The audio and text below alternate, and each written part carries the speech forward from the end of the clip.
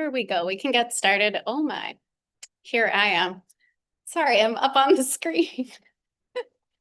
All right, thank you so much for being here today. And here we go. We can get started. Oh my, here I am. Sorry, I'm up on the screen. All right, thank you so much for being here today. And we can get started. Here I am. Sorry, I'm up on the screen. All right, thank you so much. I'm just pausing this for a moment so that I'm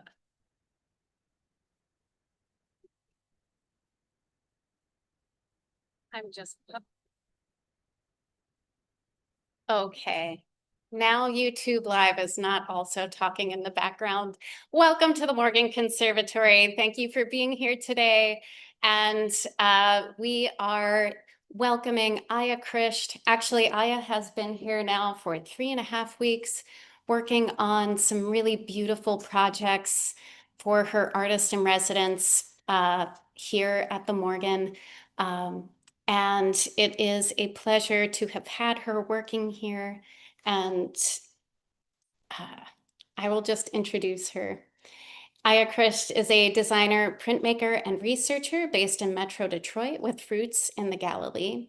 In 2025, she completed her master's degree at the University of Reading in typography research, where her dissertation examined the history, current landscape, and revival of Arabic letterpress. Her practice is concerned with print praxis and anti-colonial cultural production, with a focus on book arts, letterpress, and Arabic movable type. She is co-founder of Mamul Press, an award-winning independent publishing project. Please help me in welcoming Aya.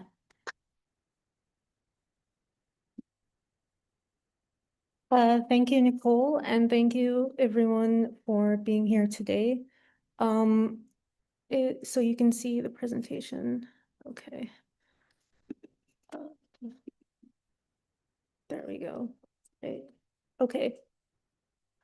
So, yeah, as Nicole mentioned, I am a designer and researcher, and I started doing letterpress several years ago, and that journey kind of is like what led me to be interested in a residency like this.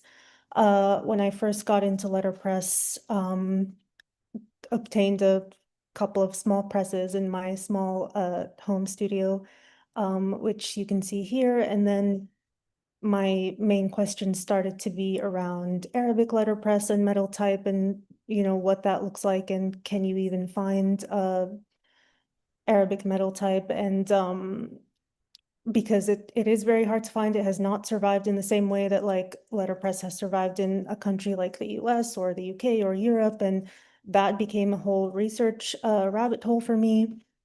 And then I was able to find some Arabic metal type, which is in my collection in my home in Dearborn.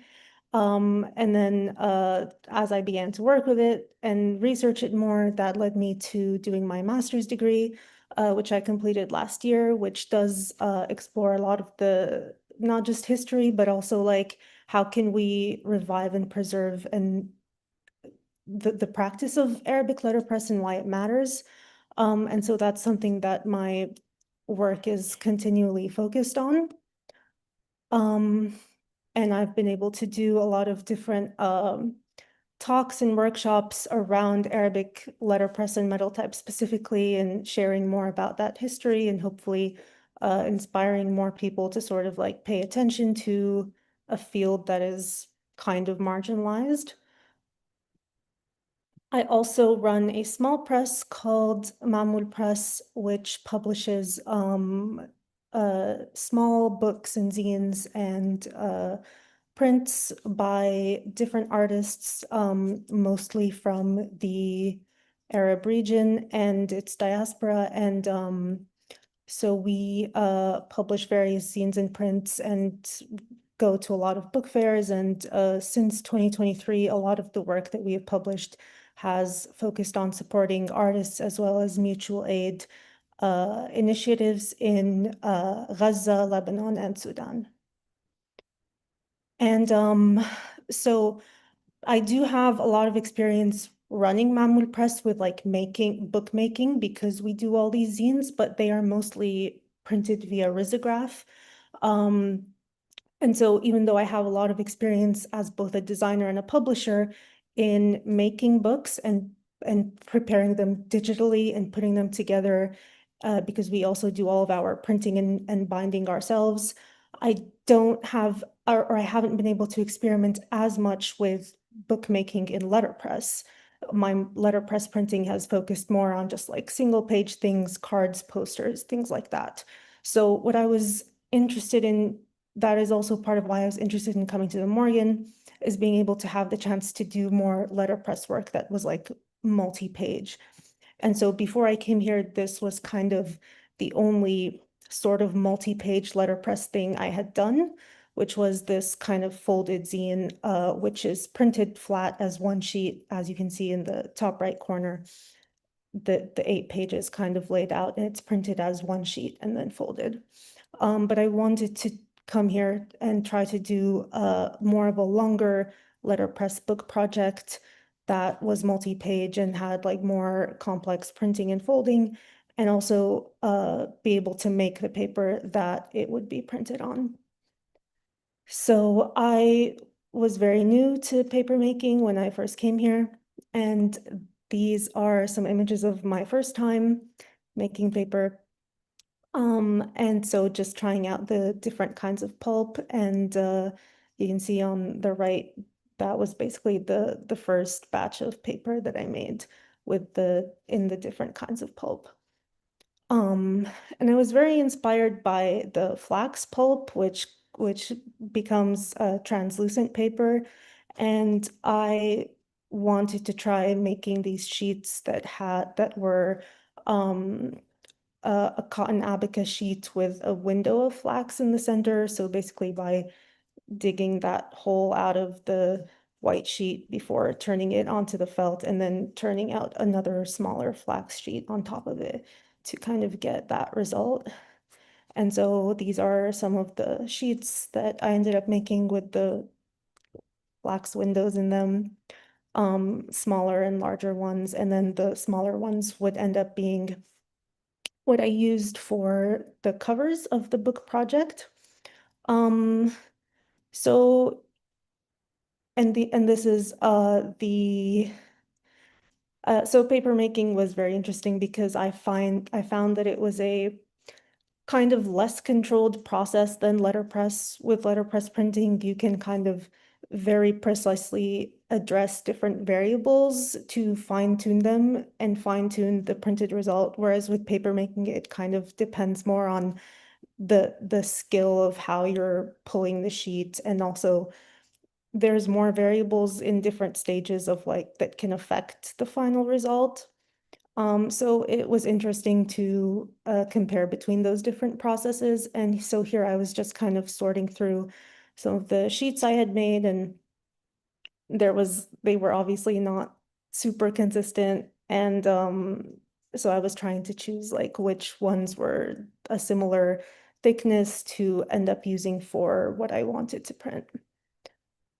And as I was making the paper, I was also typesetting. So, like I mentioned, I had this goal of doing a multi-page book, and also I wanted to specifically typeset quarto fold sheets where 4 pages are typeset in one form, and then folded down into the 4 pages, which is actually 8 pages because it's 4 on each side.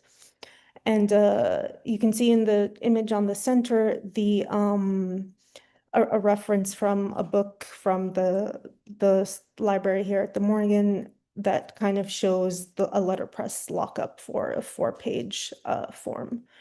And so I spent some time typesetting all these pages and then having them ready to go in these galleys, which you can see on the right, to be ready to print once the paper was also ready. And so this is just a shot of the final 6 galleys that I ended up typesetting and the paper that they would be printed on for the book. Um, and the printing process was also interesting because the type that I ended up using, which I sort of learned a lesson here, that if you're using metal type that you have not printed with before to kind of test it first before committing to a large project with it, this particular case of type seems to have some inconsistencies in its casting. And so I noticed that all of the E's were not really printing well. So they were maybe cast slightly lower. And then after printing a first round, I decided to go back and add some tape to the bottom of all the E's and then print again. So then I had some sheets that weren't usable. And the fact that it's handmade paper, which also has inconsistent thicknesses, was also not helping. And so there was a lot of different variables to kind of control. And so when I distributed the type back into the cases, I left a little note there so that the next person who uses it is aware that the E's in this type have this issue. Um, and so here is where I was laying out the final sheets that I ended up with into each individual like a book signature and then matching them with the cover that would fit the best on each book to start putting them together. And this is the final result of the small edition of the book. So I had these goals in terms of form, you know, to make my own paper, to do a 4-page layout, things like that. In terms of content, a lot of my work tends to inevitably revolve around issues of the genocide happening in my homeland right now in South Lebanon and Palestine. And what often feels most meaningful to reproduce in text to me are quotes and things like that that are just known in our community, that we say in our community, that inform our struggle. And so the text of this book is a quote about how even when our land and our people are physically being subjected to occupation and siege, the earth and everything natural and metaphysical is on our side. And the enemy that is trying to destroy us is the one that is in fact besieged. And so the form of the book also has these pages that fold out from the top or bottom. And so the way that you read it is also dynamic and pushing against the traditional form of a book a little bit and playing with the transparency of the Flax so that it sort of hopefully lends this aspect of not being limited by traditional boundaries. And also the last page, the last phrase on the last page, which you can see through the Flax window on the back of the book, is also continued by the one you see on the front of the book through the window. And so it is also cyclical in that way. And then during the residency, in between working on that book project, I was also working on just other prints on the side. And another thing that I wanted to experiment with was being able to print in red on black paper, which normally if you tried that, it wouldn't work because the red would not show up over the black. And so the way to go about that is to print in white first and then print in red on top of the white. And it's just something I wanted to try. And so I did these posters just to try that out as a technique, and it worked. And other small cards just with different quotes and things. And here it was fun to, so this is a form of typesetting called solid setting, where the different lines of type are solid against each other without leading in between. Strips of leading in between, which can be tricky to lock up. But in this case, because I was trying to do like the 2 lines of type fitting within the height of the larger size of type, it was the right technique for this type of print. And so it's a fun, to me, sort of puzzle to figure out. And it's nice to be somewhere like the Morgan that has like runs of the same typeface in different sizes and weights to be able to do something like this. So this print is combining 3 different sizes and weights of the same typeface. And then towards the end of the residency, around a week ago, we received the very sad news that my grandfather's house in Lebanon had been destroyed. Um, and this in the top left corner here is a photo of the plaque that was above the door of the house. And so I decided to spend my last few days basically making this lino carving just to commemorate that. And this was not printed at the Morgan, it was printed with my friend Shadi, who has a shop nearby here in Cleveland, 961 Collective, and he's also from Lebanon. And so it's always nice to sort of print things with friends, and it was nice to be able to do that with him. And that's all.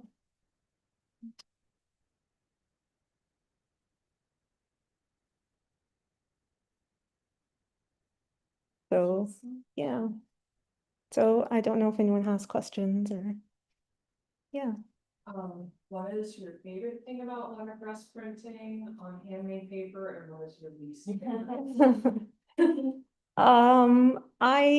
I think that as a beginner paper maker, the paper I ended up making was, I made it too thin, and it was, the too much inconsistency in the sheets.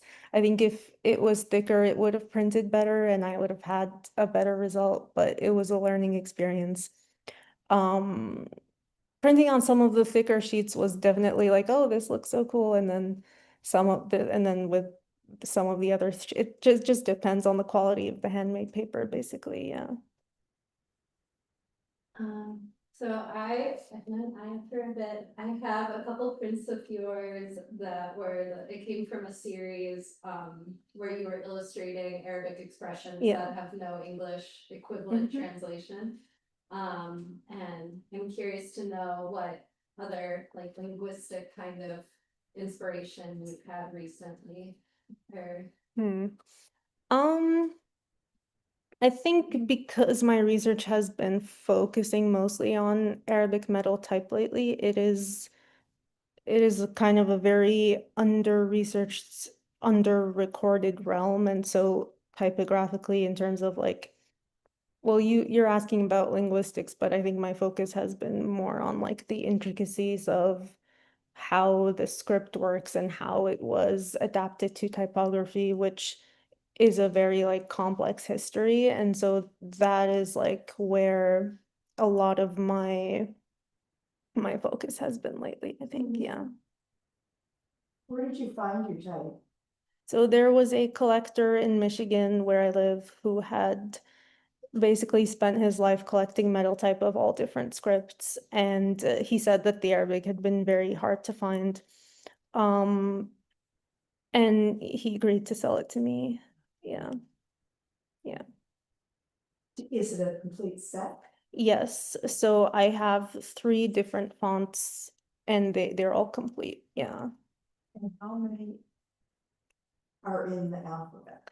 So that is the interesting thing about Arabic. So technically there's about 27 or 28 letters, but because it's a connected script and the letters connect to each other, there's different positions of each letter. So you would have initial, medial, final, and isolated forms of many of the letters. Some of them only have 2 forms, some of them have 4, but then within the 4, you can also have more variations.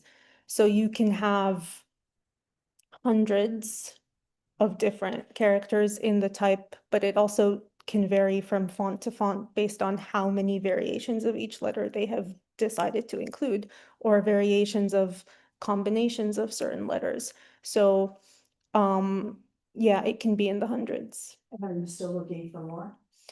Um, it's very hard to find. I think that I have been able to document a lot of what does exist around the world. It might be difficult for me to be able to find more that is like able to be obtained. But then also there's been an ongoing project with a typecaster here in the US who has some matrices for monotype Arabic that he is working on casting, but it's a complex project also for various reasons because Arabic typecasting is not straightforward.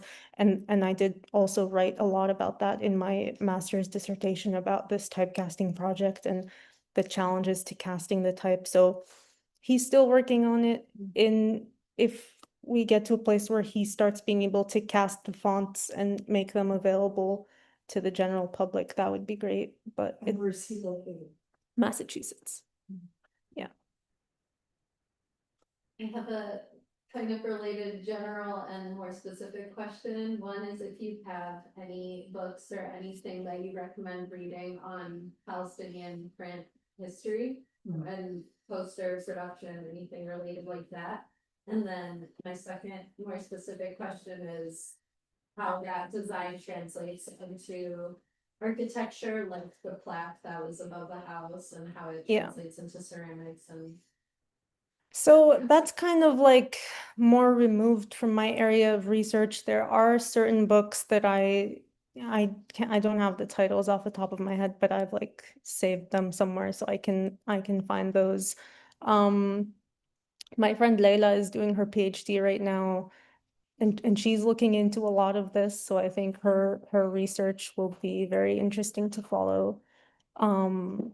But yeah, it's less so my research area. Yeah. feel free to message me with Yeah.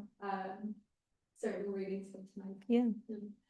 How do you find you distribute what your gifts, your crafts, your production, hopes that term into the world? Is it easy to find those channels, those places where you are seen and discovered and? I think it just depends, being in the US, it can be a strange landscape, but then, the Morgan was very welcoming and, there are many institutions who are like open and supportive of work like this, but sometimes you just have to also create the spaces yourself amid your own community. Yeah. I have one more question. What did the plaque say? It's a verse from the Quran. Ah. Yeah. Can you translate into English? I have the translation here. And is that something typical of homes? Yeah, Okay. let me see if I can find it.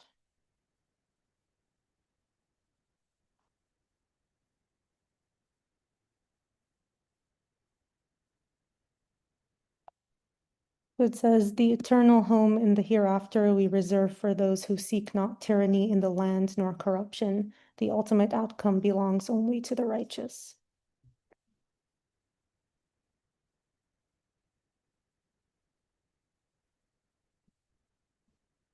Final thing, I guess, which is just, and I haven't been here, but I was working with someone that was involved in the building of the museum. But there is a paper and print museum in Yalova, Turkey, that's dedicated to Ibrahim Mutafari. I don't know. Mutafarrika, yeah. Do you know of this museum? Have you been to visit? I haven't. I've been to Turkey once many years ago. And that was also before I was into letterpress or knew who Mutafarrika was or anything. So no, maybe someday. Yeah. Yeah. Thank you so Yeah. very much. Thank you. Thank you.